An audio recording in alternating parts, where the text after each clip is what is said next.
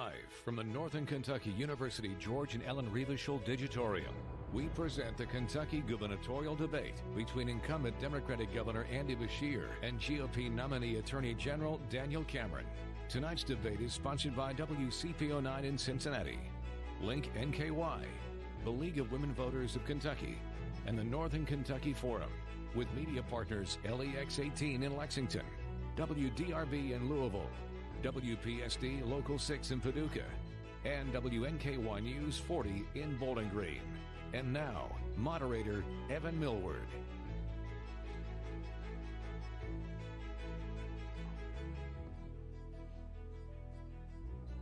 Good evening to you. Thank you so much for being with us for the 2023 Kentucky gubernatorial debate, live from Northern Kentucky University in Highland Heights, a packed house, I might add.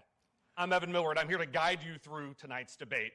But let's please welcome the two candidates vying for the governor's office in November's election, Democratic candidate and Kentucky's current governor, Mr. Andy Beshear, and Republican candidate, current Attorney General, Mr. Daniel Cameron. Let's have a round of applause for them.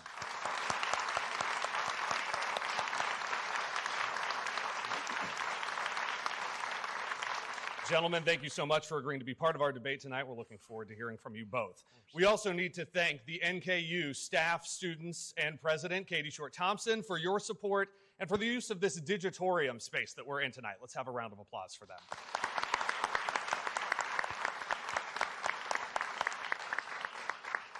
And tonight you're going to meet three panelists who are ready to question our candidates in this debate. They are LEX18 anchor Larry Smith, WDRB anchor Gilbert Coursey, and Link NKY managing editor Megan Goth. A round of applause for our journalists from across the Commonwealth.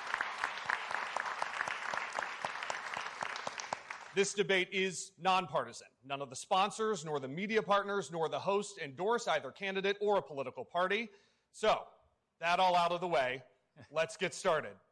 As we go through this debate, I'll explain how we got to some of these processes and the rules. Tonight, first, we flipped a coin in front of the candidates' campaigns to determine the order of presentation. Here's how that works. Whoever delivers the first opening statement will go second.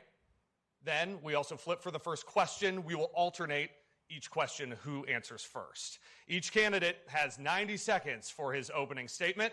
Governor Beshear has won the coin toss here. He's chosen to deliver his opening statement first.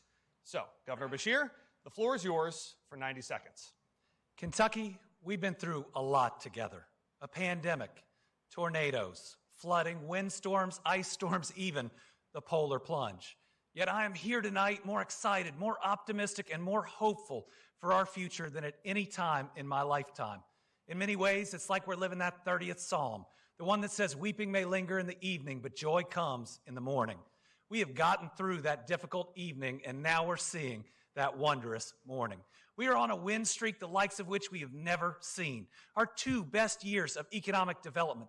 We're number 2 in per capita economic development in the country, number 3 in creating rural jobs. We brought in a record $27.5 billion of new investment, the lowest annual unemployment rate ever, the lowest monthly unemployment rate ever. We're building the 2 biggest battery plants on planet Earth. We're building the Brent Spence Companion Bridge without tolls, and we're even bringing a Margaritaville here to Northern Kentucky. Tonight, you are going to see a contrast, a vision versus division. I'll talk about my record and plans for the future. What you're going to hear from the other side are attacks. The last debate, he mentioned the word jobs 0 times, but Joe Biden's named 16. But we worked real hard to get sports betting passed, so let's have some fun. I'm placing the over-under on the number of times my opponent says Joe Biden at 16.5. So place your bets, and let's go. Attorney General Cameron, you have 90 seconds for your opening statement. Well, it is a delight to be here tonight, and it's been an honor to serve as the Attorney General as I've been standing up for your constitutional rights and our common sense values. Now, Andy Beshear and Joe Biden will tell you that everything is good in this country, but that's certainly not the case. I suspect that you are concerned about inflation destroying your wallet. You're concerned about the far left indoctrinating your kids and Joe Biden's war on coal. Now, what Andy Beshear and I do agree on is that this race isn't about Republican versus Democrat. What we differ on, however, is what it is about. I think it's about crazy versus normal. And I think it's crazy to have a governor who openly endorses Joe Biden, doesn't protect women's sports from biological males, puts criminals back on the streets, vetoes tax cuts, shuts down your small businesses, our schools, and shut down your churches. But ladies and gentlemen, we do not have to at all accept the crazy Biden and Beshear agenda. We can have a Commonwealth that is about good quality schools, making sure that we stand up for our teachers, that we keep our streets safe from crime and drugs, and we get folks working again, and we eliminate Kentucky's income tax.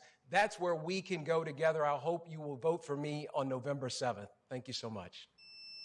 All right, we got some questions for you both now. The candidates haven't seen any of these questions that are going to be asked of them tonight. Here's how this section will work. Candidates, you'll each have 60 seconds to answer each question.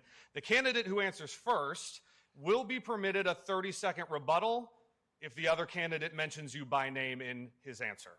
The coin toss for the first question went to Governor Beshear.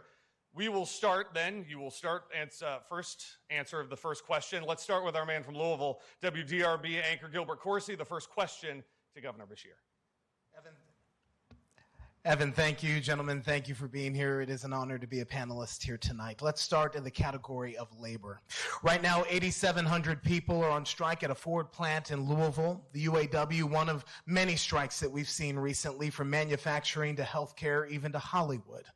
So, Governor Beshear, what would your administration's policy be on balancing workers' rights, business interests, and the economic impact of union strikes?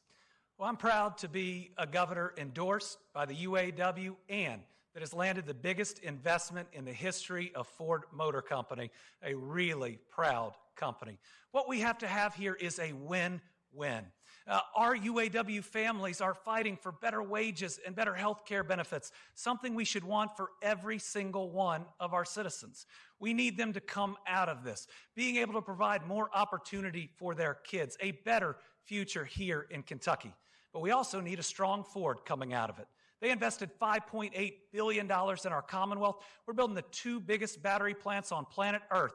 And I was the governor that struck the deal for them to re-up that Kentucky truck plant to make the new F-250, investing hundreds of millions of dollars in preserving all of those jobs. This isn't an either or. We need the UAW to come out in a strong place and Ford to come out in a strong place too.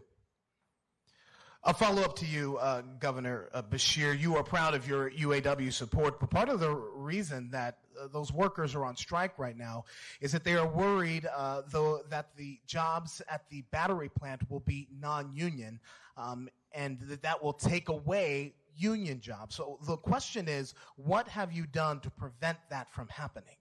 When we landed the largest investment in the history of the Commonwealth, $5.8 billion, 5,000 new jobs coming to Glendale, making us the electric vehicle battery production capital of the United States of America, right here in Kentucky.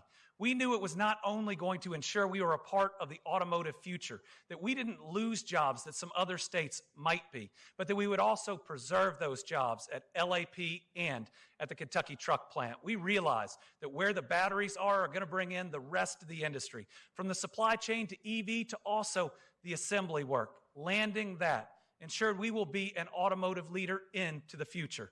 So I'm the only person on this stage that both has the cell phone number of the local UAW president as well as most of these Ford officials. We can get this done. We must get it done. And it has to be a win-win now and for the future. Attorney General Canberman, to you, what would your administration's policy be on balancing workers' rights, business interests, and the economic impact of union strikes? I should say 60 seconds. Well, Gilbert, thank you for that question. And I think that we have to have a swift resolution of what is going on, not only at the Ford plant here in Louisville, but also as we see this transpiring across the nation. But I also want to say unequivocally that I support our workers. And it's no question that we are in this mess because of the inflationary pressures that are coming from Washington, D.C. And wages need to be increased. These workers know that, but they are having to deal with the challenge of more expensive groceries, more expensive gas, and more expensive childcare. What I think is incredibly important is that you have a governor that eliminates the income tax to make sure that these folks have more money in their pocket to pay for those things that I just talked about, and also, again, increase their wages at the plant. I support the workers and will make sure that they have leadership in the governor's office that works for them. A follow-up to you, Attorney General Cameron. You had previously criticized what you called, quote, green energy fantasies. Well, those EV battery plants are going up in your old stomping grounds in Hardin County. Those jobs are very real. It's 5,000 of them, as Ford has said. So who deserves the credit for Kentucky landing that mega project? Well, look, I applaud the work of our legislature. Look, on every economic policy that has been of benefit to Kentucky, this governor has stood on the opposite side, whether it be prevailing wage or right to work or cutting your taxes. This governor has been on the other side of it. It is because of the work of our legislature, folks like Chris McDaniel and Senator Schickel, who have done the good and responsible work of making sure that we have a pro-business environment. And on top of that, one of the reasons in which these plants want to come to Kentucky is because they can be guaranteed low cost and reliable energy. And that is because of our coal industry. And right now, I am in the process of fighting the closure of 3 coal-fired plants in Kentucky, because if we lose those, we will lose our competitive advantage and we will lose reliable and low-cost energy. We had to mention Governor Beshear. If you so choose, you have a 30-second opportunity. This is what happens when you have one of the most partisan candidates for governor that we've seen. Anything good that happens must be the General Assembly. Anything bad that happens must be the governor. The answer to how we landed these Ford plants, because I was in the room, was together. We presented to Ford. We held a special session for Ford. We came together with an agreement about how to get them to pick us. The way we bring in jobs of the future is recognize they're not Democrat or Republican. We're not Team Red or Blue. We're just Team Kentucky. Our next question will be from Link NKY Managing Editor Megan Goth. Attorney General Cameron, you will start with this question. The General Assembly passed legislation in 2022 setting charter school funding and deadlines for pilot charters in Jefferson County in northern Kentucky. Since then, litigation has also been filed claiming that charter funding violates Kentucky's Constitution. What is your vision for spending on public schools, and does it include charter schools, vouchers, pay increases for teachers, or anything else? Well, look, I appreciate that question. I'm glad to be here tonight with my wife, Mackenzie, who is a public school teacher. She spent nearly 7 years in the Oldham County school system, teaching 5th and 3rd grade. And so she, myself, my sister-in-law, who teaches in JCPS right now, want to make sure that we have a world-class education system here in Kentucky, one in which our schools are about reading, writing, and math, and they aren't incubators for liberal and progressive ideas. And I've offered the Cameron catch-up plan to catch up our kids on the disastrous decision that this governor made to shut down our schools, whether they be public or private. This governor tried to shut them down. We need leadership that's going to catch our kids up, going to make sure that we increase the salaries of our teachers, restore discipline to the classroom, and remove any bureaucracy that might exist that disconnects our teachers from our students. Governor Beshear, what is your vision for spending on public schools? And does it include charter schools, vouchers, pay increases for teachers, or anything else? I believe in public education. I'm a product of Kentucky's public schools, and I would not be where I am today without so many educators. I've shown how I'll stand up for public education from the time I was Attorney General. And I took Matt Bevin's sewer bill, which my opponent's running mate had championed to court, to protect the pensions of every educator, police officer, and firefighter out there, and thank goodness we won. As governor, I have stood with our public education system and against any effort to defund it. My opponent's catch-up plan has vouchers in it which would defund tens of millions of dollars in our public schools, take money out of public schools and provide them to fancy private schools. That doesn't catch anybody up. My plan, an across-the-board 11% raise for every teacher, bus driver, mental health counselor. If we want to catch our kids up in math, they have to have a math teacher. And it's also time for universal pre-K for every 4-year-old in Kentucky. We had to mention Attorney General Cameron. If you so choose, you have 30 seconds. Well, the first person I'm going to enroll in the Cameron catch-up plan is Andy Beshear, because it appears he has not read my policy. My policy is about public education. I want to make sure that our schools are the best version of themselves. Again, I grew up in the Hardin County school system. My wife is a public school teacher. My sister-in-law, a public school teacher. The majority of our students are in public schools. And what Andy Beshear did in shutting down our schools for nearly 2 years is a shame. And we need a governor that is going to lean into this issue to fight for our kids and make sure that they have the best education system here possible in Kentucky. Attorney General Cameron, thank you. Our next question, the same topic of education, coming from LEX 18 anchor Larry Smith. Governor Beshear, we will start with you. Evan, thank you. Thank you. And again, Governor, Attorney General, thank you for your time tonight. It's an honor to be here with you. School districts all across the state are dealing with teacher shortages, obviously, and you know this, as well as too few paraprofessionals and bus drivers. Earlier this year, it was reported that at one point, Kentucky is short some 1,500 to 2,000 teachers on any given day. Kentucky's education commissioner recently resigned, signing the passage of Senate Bill 150, which limits sex education, transgender care, and the use of gender pronouns in schools. All this coming as reading and math scores have tanked since the pandemic. Governor Beshear, we start with you. What would your administration do in the next 4 years to reverse this course in Kentucky's public school system? You have 60 seconds. Yeah, I think our educators recognize a governor that's been with them every step of the way, and one that's now saying for the first time they'll be with them. See, I went to court to protect the pensions of our teacher as Attorney General. This Attorney General says he would have fought to support the bill and cut those pensions. I'm out in front trying to raise teacher salaries by 11%. That'd move us in starting teacher pay from 44th to the mid-20s. If we want to make sure that we have a math teacher, a physics teacher, everything we need in our classrooms, we have to pay people closer to what they're worth. And we've got to stop doing what my opponent and Matt Bevin have consistently done, which is attack our teachers. Governor Bevin called them terrible names. This Attorney General claims they're doing terrible things in their classrooms. But I've heard it over and over across the state. People's kids aren't being exposed to things through the classroom or through libraries. They're being exposed to them through my opponent's commercials. Attorney General, also to you, what would your administration do in the next 4 years to reverse this course in Kentucky's public school system? As a reminder, again, you have 60 seconds.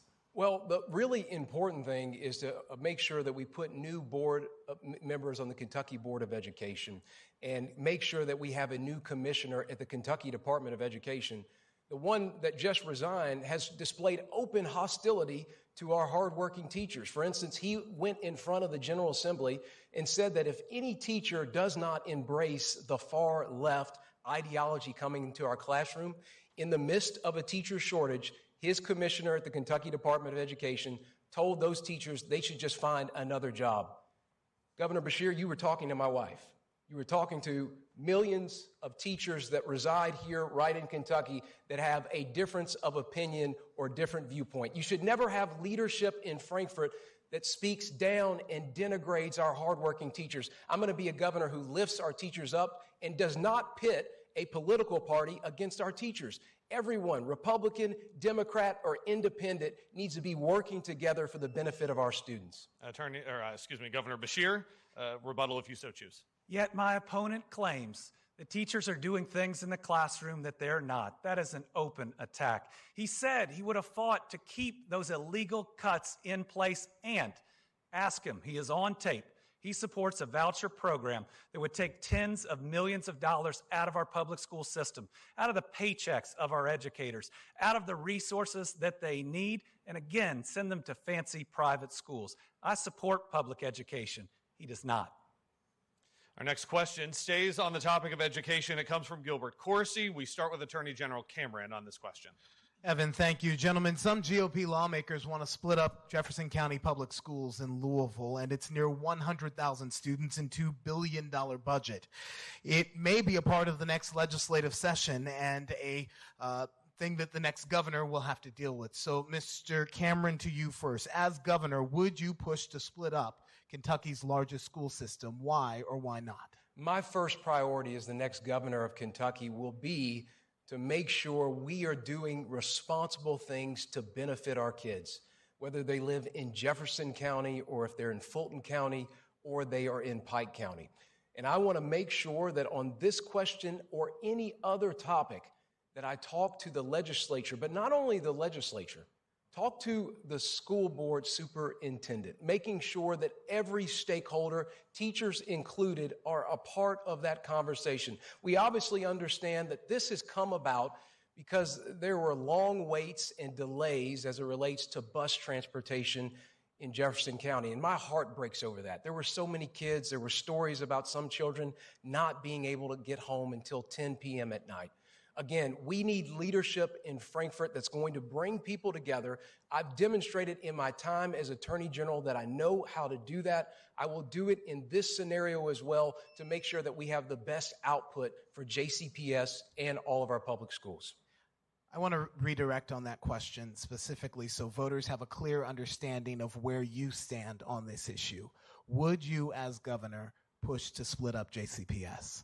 Well, look, I don't think we need to make a rash judgment or decision. This is the difference between me and Andy Beshear. I believe in getting folks together in a room and having a conversation. Folks like Senator McDaniel or John Schickel, who are here tonight, other members of the legislature out of Jefferson County, whether they are Republican or Democrat. I want to work alongside them to get to the best answer and solution on this question. It serves no one well to make a rash judgment here in this auditorium. What we need to do is get together with the members of our legislature, our students, our parents, and our teachers to make this judgment. Again, it was heartbreaking to see that some kids were dropped off several feet away or miles away from their home.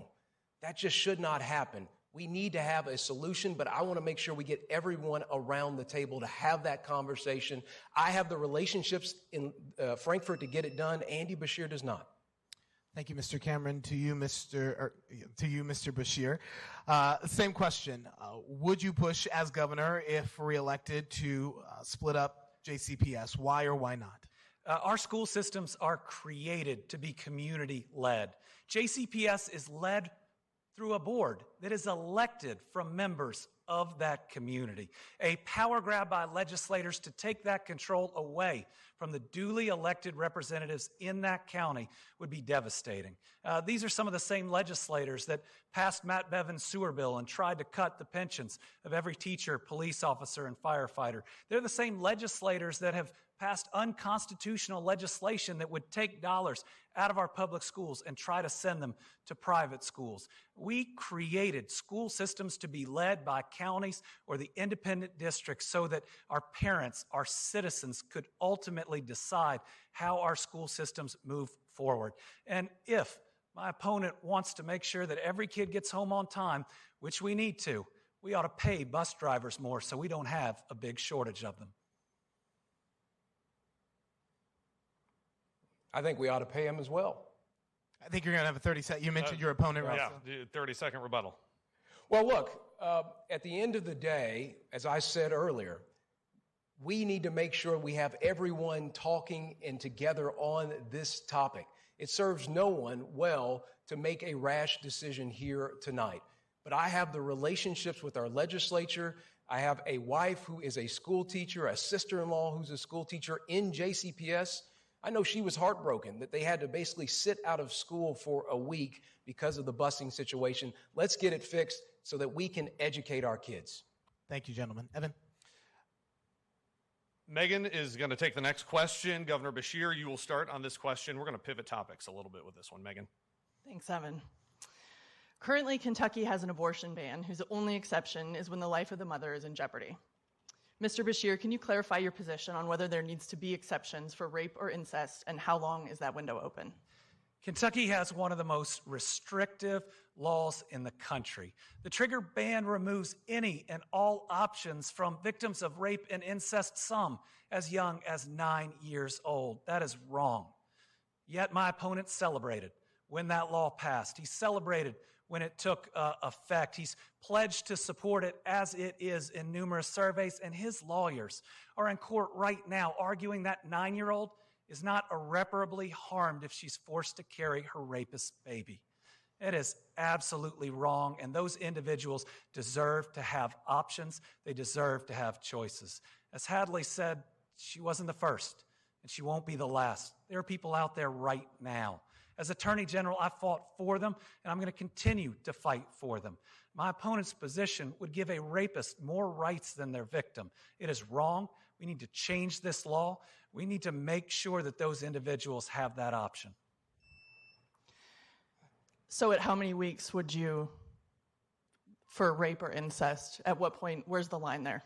The right way to make that decision is the way it used to be made under Roe v. Wade, taking it out of the hands of politicians and ultimately allowing courts to balance access, because that little girl might not know what she's going through for a period of time, along with the most recent scientific evidence. You know, this is the problem when people throw out week this or week that. It confuses the Kentuckians about what the law is. The law is zero.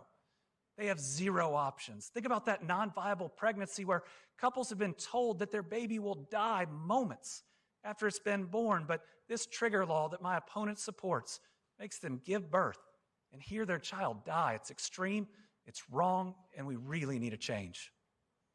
Okay. Mr. Cameron, same question to you. In prior debates, you supported the law as is, but have since said you'd be open to exceptions. Can you clarify your position on whether there needs to be exceptions for rape or incest and how long that window is open? Well, look, as you've heard here, I'm the pro-life candidate and Andy is the abortion candidate. And he didn't want to answer your question as it relates to what his limit is, because he doesn't want any limits on abortion. And he wants you, the taxpayer, to pay for it. When he was in my position as Attorney General, he refused to defend a 20-week ban on abortion. As governor, he has vetoed a ban on 15 weeks for abortion.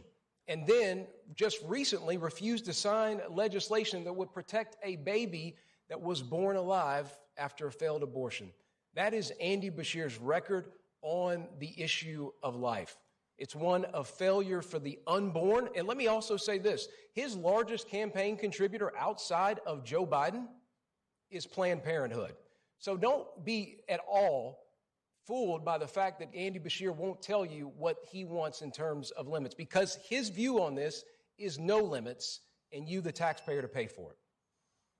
So how many weeks would you support abortions for those?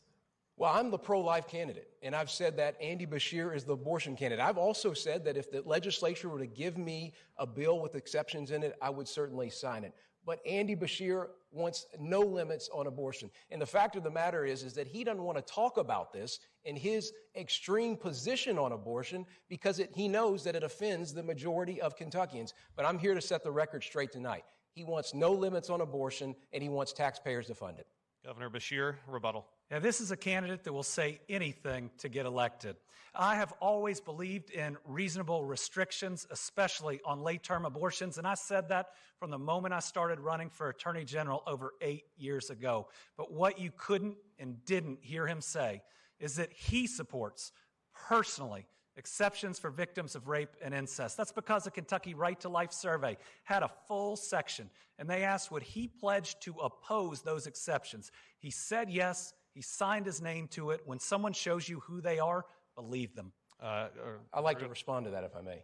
We'll go ahead and give you 30 seconds.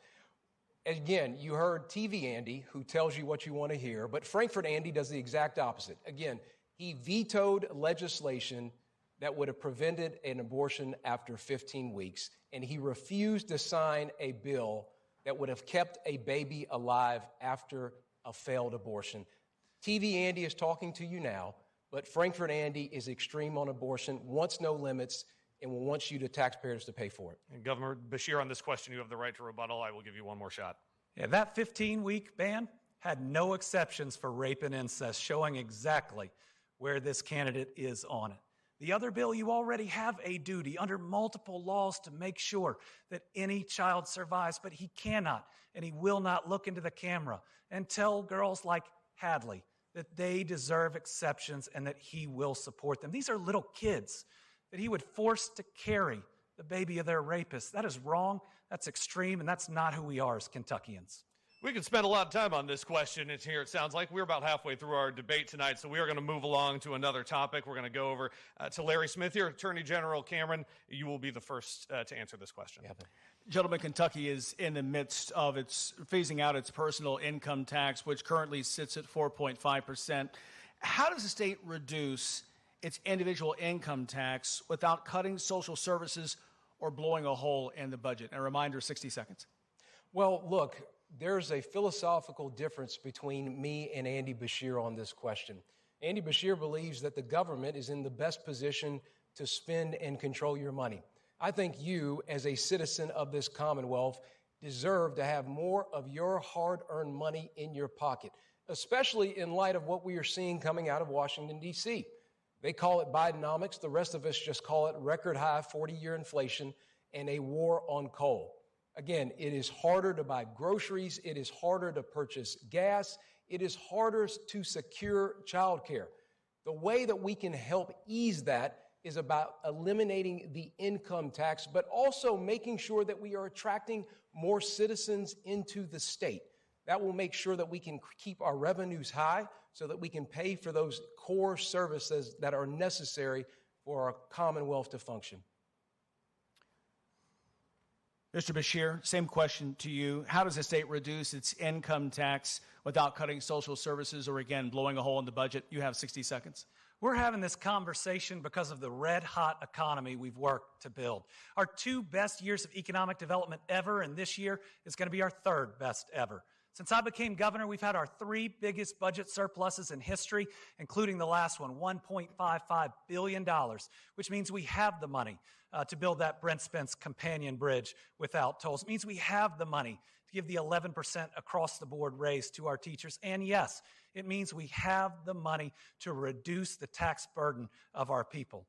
I'm the governor that signed a decrease in the income tax because we could afford it. I've lowered the property tax rate 3 separate times. I froze the gas tax and the motor vehicle tax when it was the toughest on our people, and we will continue to do this responsibly. But my opponent's plan, which is to eliminate it in 4 years, would turn us into Kansas, where they had to stop every infrastructure program, slashed education, slashed health care. That's $5 billion he would immediately remove, just crushing our state.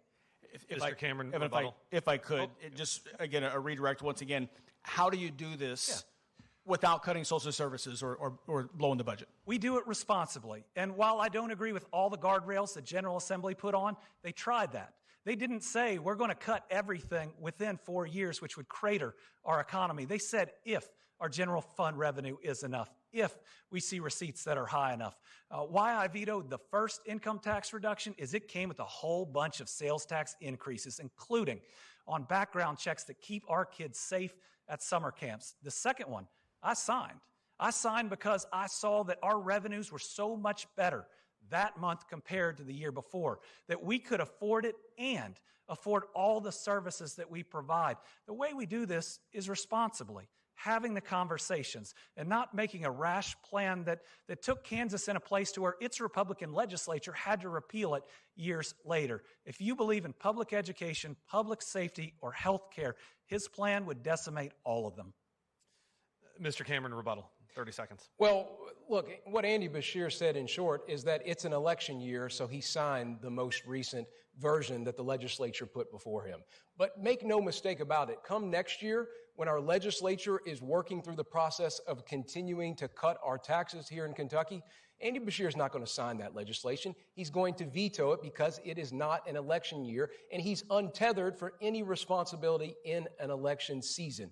What I'm here to tell you is that I'm going to work alongside our legislature to get our income tax rate down to 0 as quickly as we possibly can, because you deserve more of your money in your pocket. Thank you. We go now, Gilbert Corsi, you have the next question. We're going to pivot a little bit topic again. This one goes to Governor Beshear. Thank you, Evan. Gentlemen, our next question centers on the social worker shortage in Kentucky. A legislative hearing during the summer revealed that the turnover rate remains at about 34% for that position, even after $17,000 pay raises. crushing caseloads, 60 to 70,000 children per social worker, and foster kids sleeping on the floor in state office buildings because there's no place to take them. So, Mr. Beshear, we will start with you. What are your tangible solutions for the social worker and foster care crisis in Kentucky? Protecting our children is our key obligation, not just in government, but as responsible adults. Every child deserves a world free of abuse and neglect. Sadly, that's not the world we're currently living in.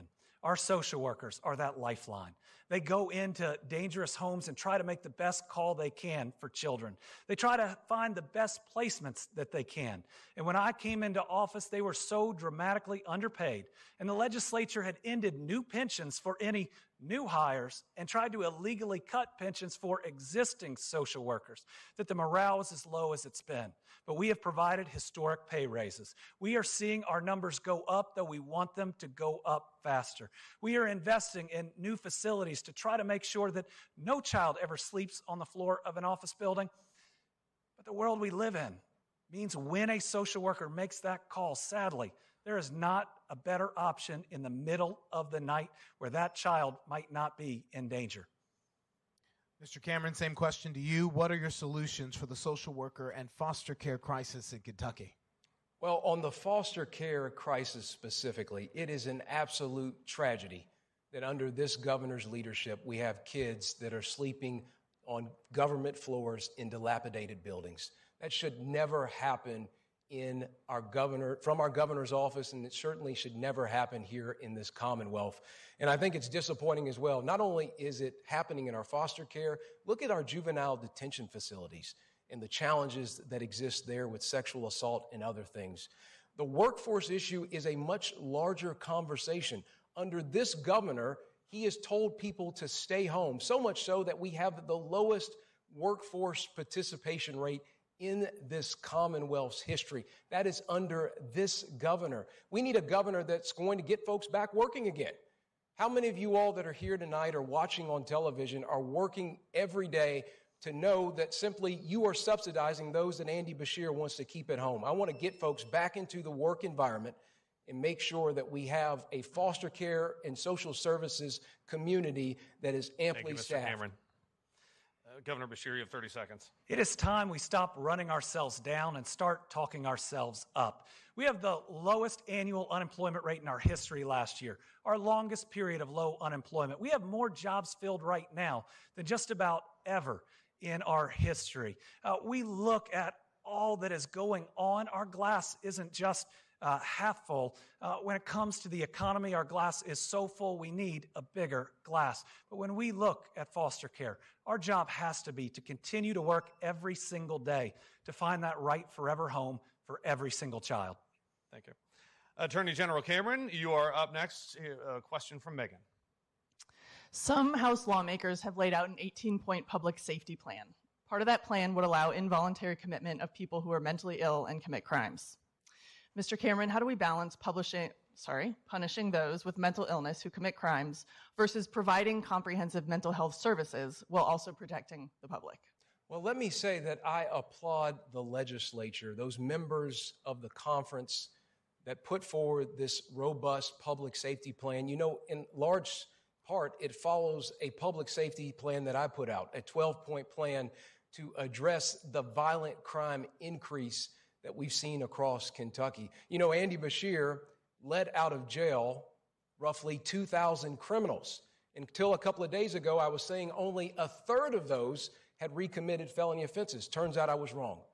It's more than 50% have recommitted felony offenses, making our communities less safe and our law enforcement's job more difficult. It's why the Kentucky Fraternal Order of Police endorsed me in this campaign. They endorsed Andy Beshear in 2019, but like a lot of folks, they've seen that words are not enough. They need someone that's going to stand with them and support our law enforcement community. I will do that as the next governor of Kentucky. All right, Mr. Beshear, same question for you. How do we balance punishing those with mental illness who commit crimes versus providing comprehensive mental health services while also protecting the public? Everyone deserves to feel safe in their home and in their community. And while a lot of our violent crime statistics are going down, people don't feel safer, so we have to do more. That's why I led the charge to get our Kentucky State Police the largest single pay raise in their history. We had seen our numbers tumble for over a decade, and now they're moving up with one of the largest forces we've seen in a while. We had the most applications that we have seen in years, which means especially our rural communities will have more law enforcement that will make them safer. I've pushed to increase the training fund for all of our local police officers and sheriff deputies so that we can encourage and have more.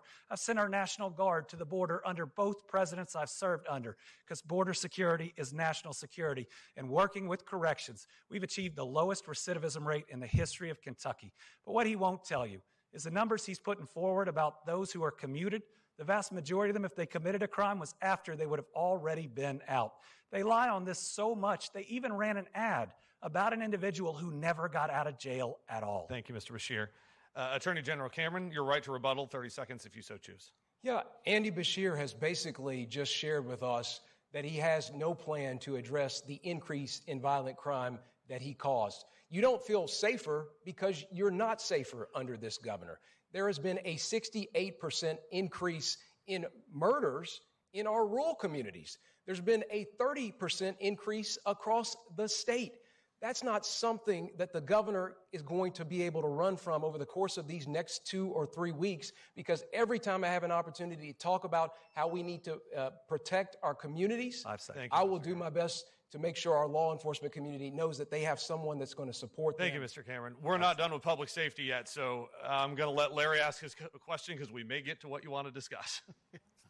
Next question, and Mr. Beshear, we'll start with you. Another piece of that public safety plan deals with confiscated weapons that are used in crimes. Current law requires them to be sold to licensed gun dealers, which then, through Kentucky State Police, which can then be resold and end up right back on the streets. So, Mr. Beshear, I start with you. Do you support a pathway to destroy guns used in homicides in Kentucky? Why or why not? And how should they be destroyed? Well, let me close out that final question by saying that the Attorney General is the top cop and the top prosecutor in the Commonwealth. If Andy Beshear wanted to give me the Kentucky State entirely, the fact that he just tried to blame me entirely for a rise in crime when he's the top cop shows you that he plays the blame game, the partisan game, and doesn't try to come with those solutions. In April, I lost one of my closest friends to a mass shooting. Sometimes it feels like 6 years ago, sometimes it feels like 6 minutes ago. And the fact that that murder weapon that killed my friend and so many others could be auctioned off to the highest bidder has shown me how much this harms victims and their families and the trauma that you undergo when you have someone that's been murdered. Listen, we have plenty of money to ensure that that fund that they go into is made whole, but let's not put a weapon that murdered somebody back on the street. Let's have more empathy than that. And how should they be, Mr. Beshear, how should they be destroyed? Well, when it's a weapon that absolutely, that murdered someone like my friend Tommy, destroy it in whatever way you want to. Make that law enforcement fund whole, but don't make families. I had to call my friend's wife to tell her that her husband was dead, because nobody else would at that time, and I didn't want her to have to sit around and wait. How it makes her feel, and everyone else, to have that weapon auctioned off, it's just wrong. Mr. Cameron, same question for you. Do you support a pathway to destroy these guns used in homicides in Kentucky? Why and why not, and how should they be destroyed? Again, you have 60 seconds.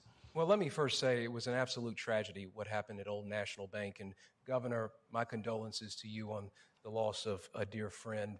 And as I understand from talking to folks within the Louisville community and the Kentucky State Police, it sounds like an agreement will be struck to make sure that specific weapon is not being utilized anymore. And I certainly support that decision. But when it comes to the broader and larger picture, I'm going to stand up and support our Second Amendment rights. And I will do that as the next governor of the Commonwealth of Kentucky.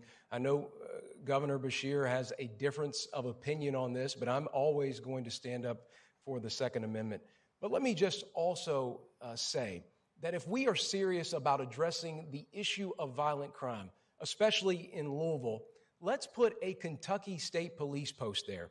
And look, if Andy Beshear, if we wanted to make an agreement at the end of this day where he gives the Attorney General the Kentucky State Police, I would gladly take it because I think I could do a better job helping run that enforcement agency than he has as governor.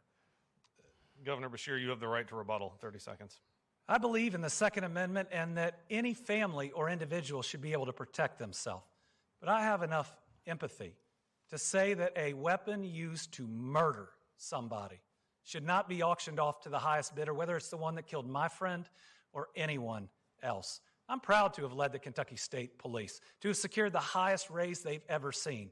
Putting a post in Louisville would take the 1 or 2 troopers that right now monitor and are around a rural county and eliminate them, making each of those rural counties less safe. I think he pretty much referenced me. Gil Corsi, that was his rebuttal. We're not done with public safety yet. Gil Corsi, you've got the next public safety question. Which one are we? Who are we starting with, Evan? We will start with the Attorney General. All right. Attorney General Cameron, the last point we're going to talk about in the public safety plan is the death penalty, which in Kentucky has not been used since 2008. Do you support expanding the death penalty in the Commonwealth? Why or why not? Well, look, I put forward, Gilbert, a very robust public safety plan. And one of the things that's part of that public safety plan is that if you commit the ultimate act and murder a police officer, we need in Kentucky to be able to seek the death penalty.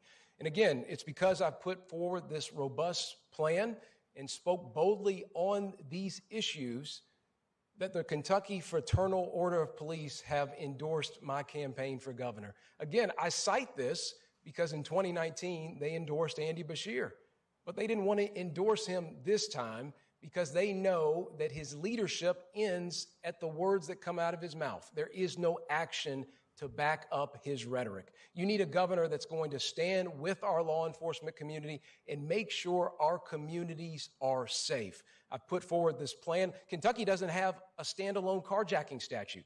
Imagine if we had one, we could address those small issues that arise and prevent the larger societal issues from ever coming into play. Thank you, Mr. Cameron. To you, Mr. Beshear, do you support expanding the death penalty in the Commonwealth? Why or why not?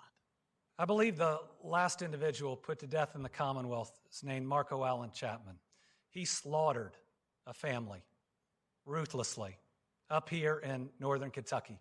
I know the gravity of what it's like to be governor or around a governor because I sat up with my dad that entire night. There are some crimes so terrible and some people so dangerous that I do believe this law needs to continue on the books. It has been stayed, suspended by a judge for the last, nearly decade.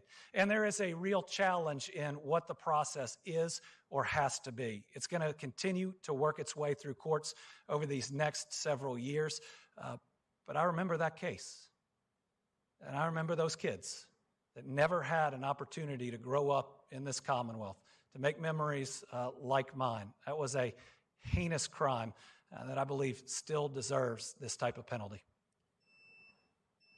A follow-up there directly. Would you support expanding the death penalty to other crimes in Kentucky? Well, it would depend on the crime and, again, what comes to us. But right now, a court order is preventing any of those executions. What the court has said, and I worked through it as Attorney General, this one is too, that we have to get a constitutional process that different folks have worked towards over the years.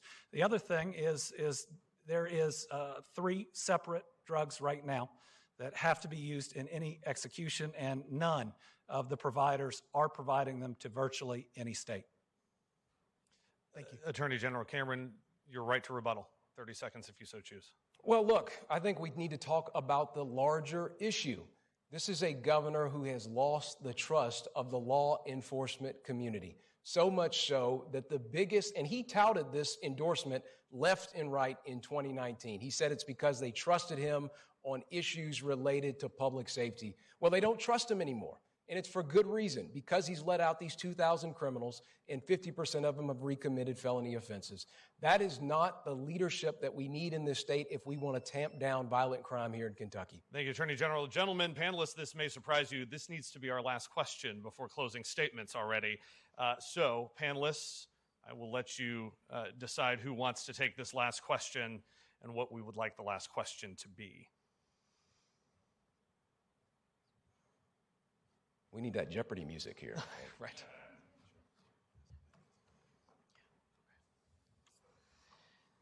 Megan, you're taking the last question? Yep. It'll go to the governor. Okay. The two of you have expressed different views on whether Medicaid benefits should come with a work requirement, an idea that you may or may not say is constitutional. Could you explain your opposition or support to a work requirement?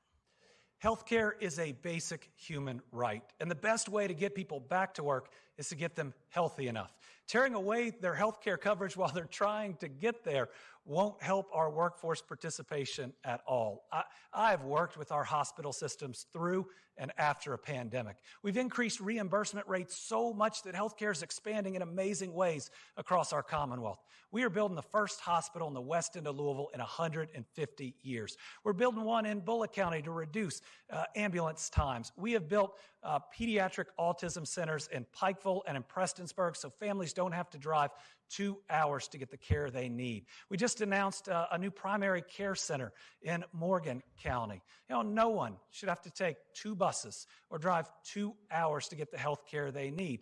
And what we ought to be doing is looking at targeted expansions. If we want you to go back to work, you need to be able to see well enough to drive to work. Let's get you a pair of glasses. It's pretty simple. Mr. Cameron, same question. Could you explain your opposition or support to a work requirement? Well, the governor keeps talking about these businesses opening, but the fact of the matter is we don't have the workforce to fuel these plants and these facilities and these new hospitals that are coming online. I mean, right now, there is a 22% vacancy as it relates to nurses in terms of a nursing shortage. This is largely because, and we do have the lowest workforce participation rate in this Commonwealth's history, and it is because of the policies of this governor. For the decision that he has made is to expand our welfare rolls and tell folks to stay at home. And then to add insult to injury, he had an unemployment office that was not providing unemployment funding to those people that were staying at home. Now they are still there, not working, and you all that are working, whether you're at home or here today, are subsidizing that.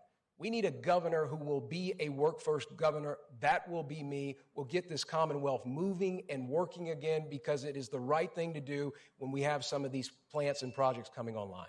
Governor Beshear, you're right to a rebuttal. Once again, the Attorney General isn't telling it straight. We have the most jobs filled ever in the Commonwealth, the lowest unemployment rate we've ever seen.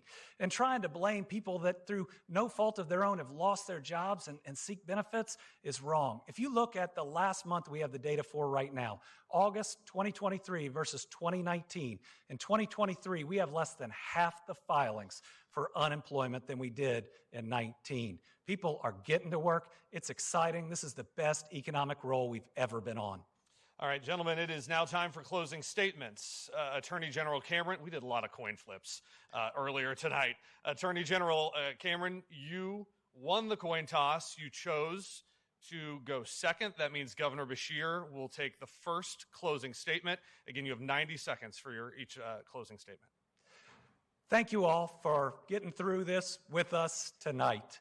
I hope that you saw exactly what I talked about. From me, a vision, a record of achievement, a red-hot economy, but also acknowledging the next steps we need to take. And from my opponent, attack after attack after attack. If you saw me smile a little bit in the response, it's because my wife, Brittany, is here tonight. We believe as a couple, when you're running, you should be for something and not just against someone. When you have a candidate that is so partisan, they only see the world in red or blue, that anything that good happens must be one party and anything that bad happens must be the other, it means he's going to leave out almost half the people of Kentucky. A good job isn't Democrat or Republican. Clean drinking water isn't partisan. That Brent Spence Companion Bridge without tolls is going to let everybody travel across it. the things we need to do, the fact that I'm going to be the governor that gets high-speed internet access to every single home and business, transform the lives of all of our people. Now, this candidate wants to bring the Washington, D.C. division and anger politics into Kentucky, and we cannot allow it.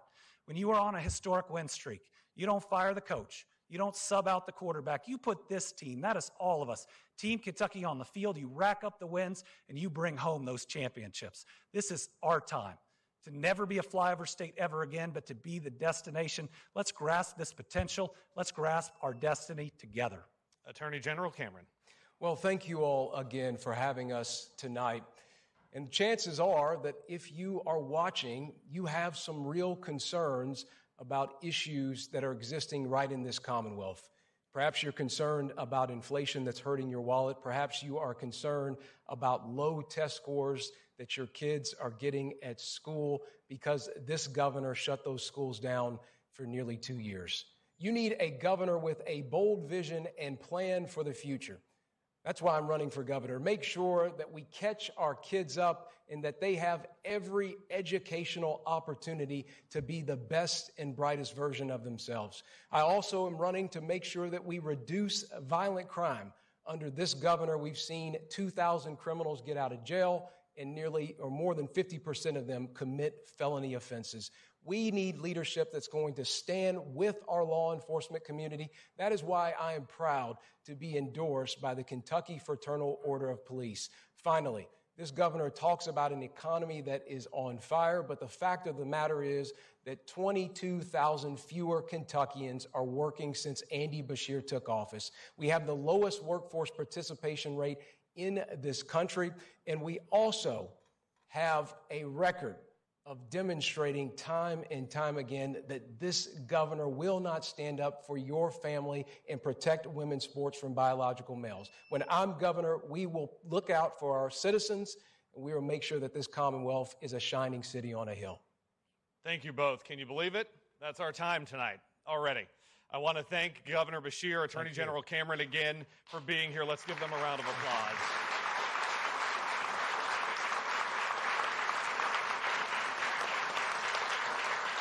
It sounds like hyperbole, but what we did tonight is important. What the two of you are doing as candidates is important. Our panelists, thank you. What you have done as journalists in this campaign is important. So thank you. And to you at home and those of you in the audience, you're here because you care and you're passionate, and that is why we do what we do. A couple of reminders ahead of Election Day. You can visit govote.ky.gov. You can check your voter registration. You can apply for an absentee ballot with an excuse. The deadline for that is October 24th.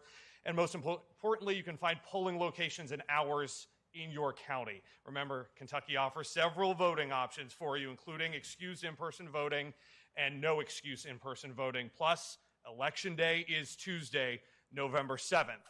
So, from all of our partners in this debate, from all of us here at WCPO 9 in Cincinnati and Northern Kentucky, thank you again. I'm Evan Millward. Remember, go vote, Kentucky.